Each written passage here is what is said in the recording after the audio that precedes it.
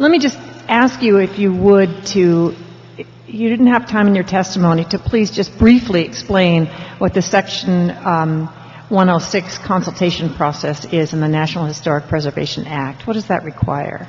Okay, very simple. Under the 1966 National Historic Preservation Act, it was set up that all federal undertakings that either include federal money or federal properties had to come through the local SHPO's office, and we have basically the 50 SHPOs in all the states and 3 territories.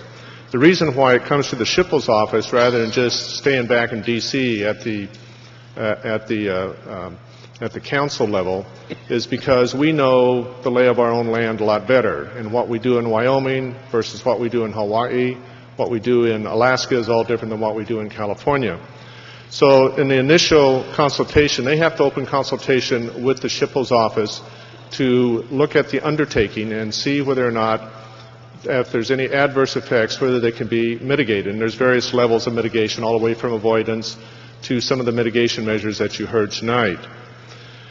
We also have a process that if we and the State Office of Historic Preservation cannot come to a consensus on the findings that the federal agency has, then we can basically close consultation, and it moves up to the Advisory Council for Historic Preservation, which is sort of my dad back in D.C. They are people that are appointed by the President and sit on the particular council, and they have quite a large staff back in D.C., which is not different than our staff that we have at OHP, which has archaeologists and planners and people like that. And then they make a decision on that, whether or not they feel the property can go forward and go ahead and certify that. I must say that out of the 6,000 or so reviews that we do per year on federal undertakings in our office alone, is that we have only closed consultation in the last 20 some odd years on only 6 projects.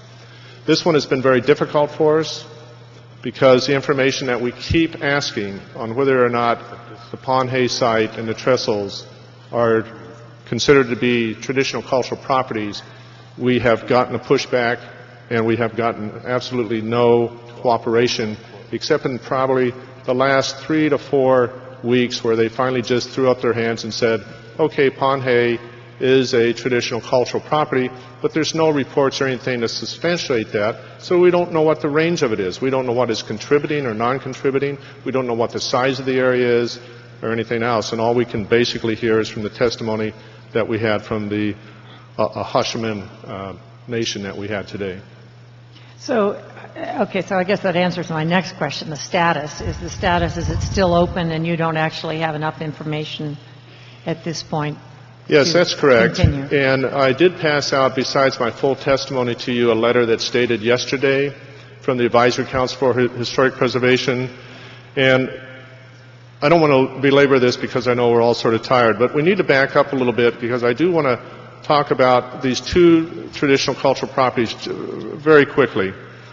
Most of the time when you hear traditional cultural properties, you think of Native American. And certainly the Acjachemen property that we're looking at is there, but there's no mitigation to certain things that you have on traditional cultural properties. In the case with the Acjachemen, they have been using this site for not only 8,000 years, but they practice ceremonial stuff. They're known as star people. They practice their thing at night in a relatively calm area where they have total vision of the stars, which is still pretty nice out there. And those things are simply not mitigatable. They're not like what we deal with in most of our cases where we don't want to put a cell tower there because it interferes with the aesthetics or the site of it, or we have to move a Victorian building because we're putting a freeway through it. So we put it on a site that's similar with a similar orientation. These things are simply not able to be mitigated.